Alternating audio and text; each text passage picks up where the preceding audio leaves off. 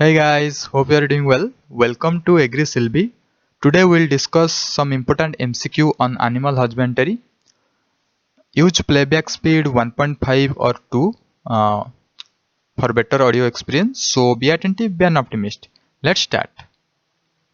Okay, browsing is a common feature of देखिए browsing and grazing दो तरह के हमारे जो grazing आप बोल सकते हैं जो फीडिंग मेथड होता है grazing and browsing होता है।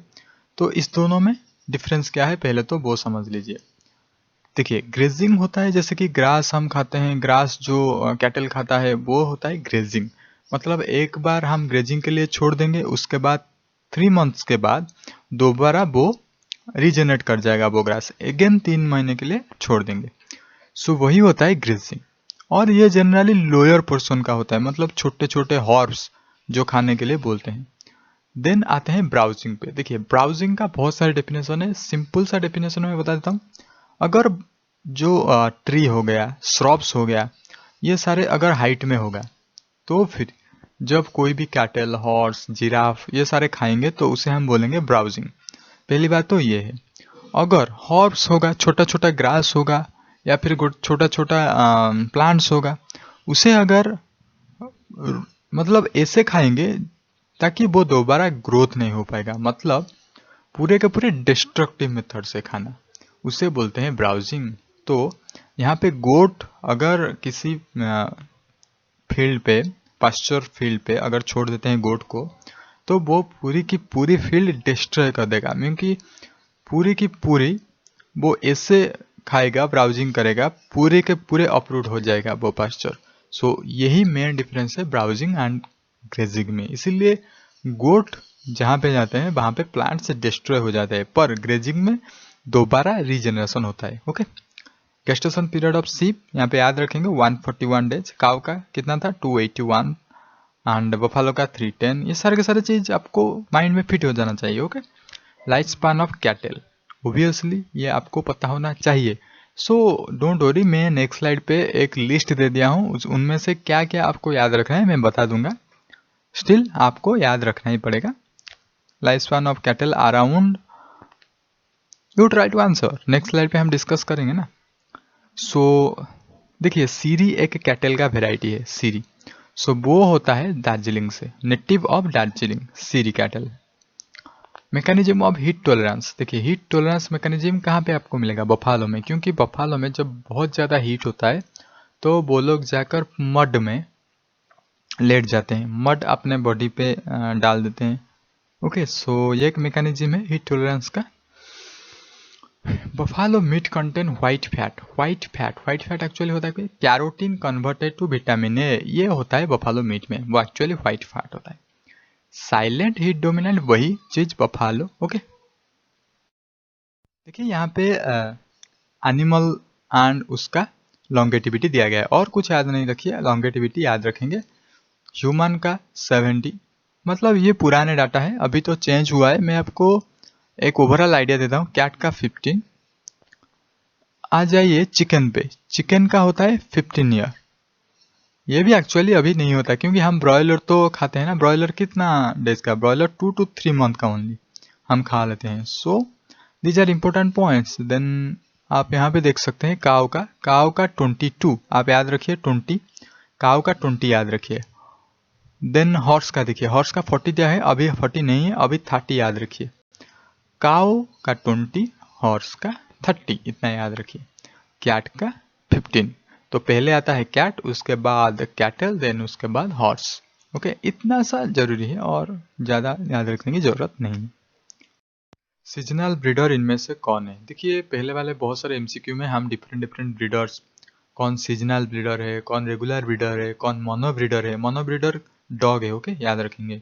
ऐसे बहुत सारी चीज़ें हमने डिस्कस कर चुके हैं। सो अगर आपको याद नहीं, अगर तो तो फिर आप जा सकते हैं पिछले वाले वीडियो में, आप देख सकते हैं। Just type MCQ animal husbandry. So option D सीप is a seasonal breeder. SRRI central ship and wool research institute, ये तो अभी का नगर पे है, सभी को पता है। यूपी में maximum number of yaks are found in, obviously China में। याक कहाँ पे मिलता है? जहाँ पे थोड़ा सा ज़्यादा ठंड होते हैं, तो ओबियसली चाइना में होता है ना।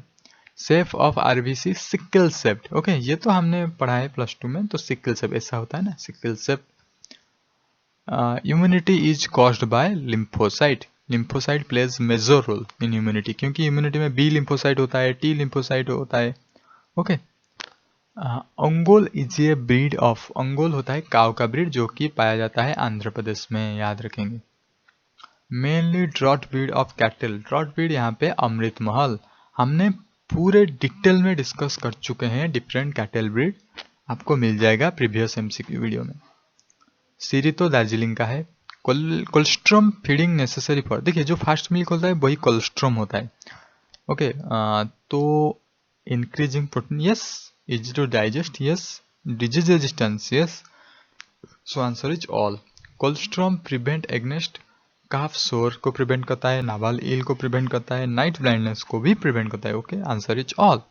Temperature required for artificial vagina in buffalo, याद रखेंगे बफालो में, बफालो में थोड़ा सा कम, मतलब 2 डिग्री सेल्सियस कम, मतलब 39 डिग्री सेल्सियस चाहिए।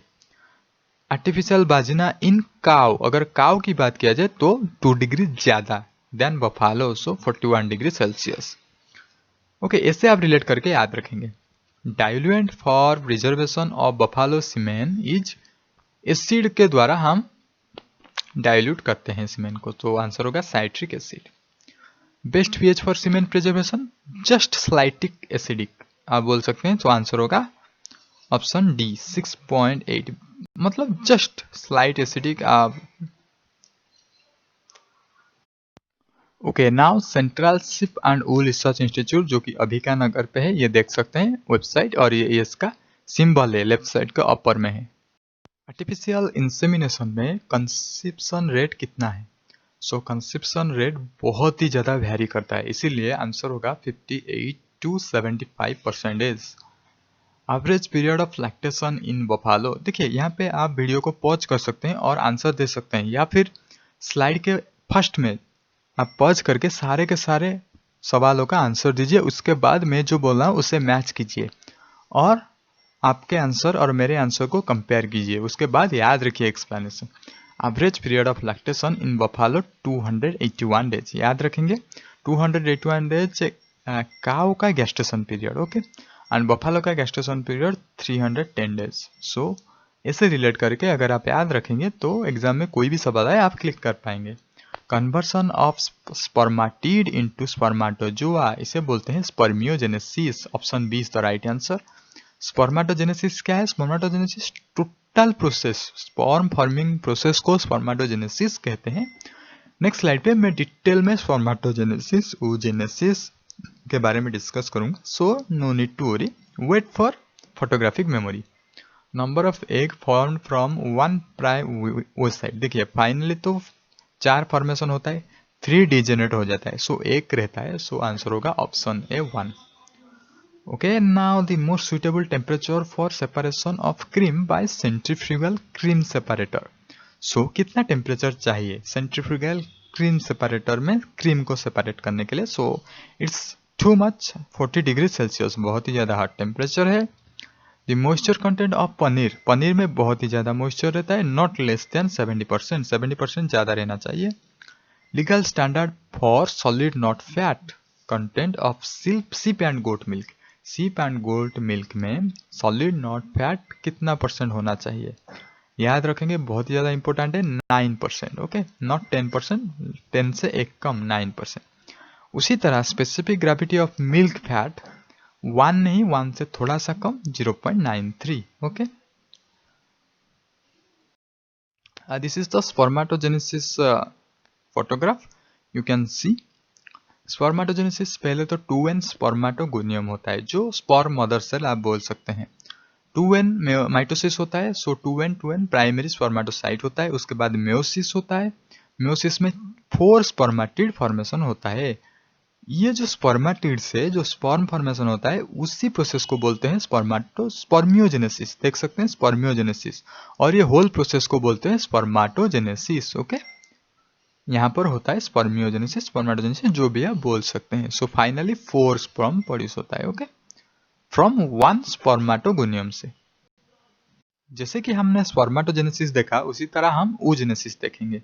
सो oogenesis में पहले देख सकते हैं oogoनियम एक होता है 2n, oogoनियम कह सकते हैं मदर सेल, उससे माइटोसिस होता है, 2 एडिशनल oogonia फॉर्मेशन होता है। देन जो ग्रोथ होकर ये प्राइमरी oocyte देता है 2n, वो मेयोसिस होगा तो फिर कितना देगा, 4 हैप्लॉइड देगा ना, 4 हैप्लॉइड। सो ये जो पहले वाला स्टेज में जो देता है उससे बोलते हैं फर्स्ट पोलर बॉडी। और सेकेंड oocyte आप बोल सकते हैं ये है मैच्योर ओवम 3 डीजेनरेट हो जाता है, ये तीनों के तीनों डीजेनरेट हो जाता है, एक ही रहता है, जिससे फाइनली फ्यूजन होता है स्पर्म के साथ और जाइगोट फॉर्मेशन करता है। ओके।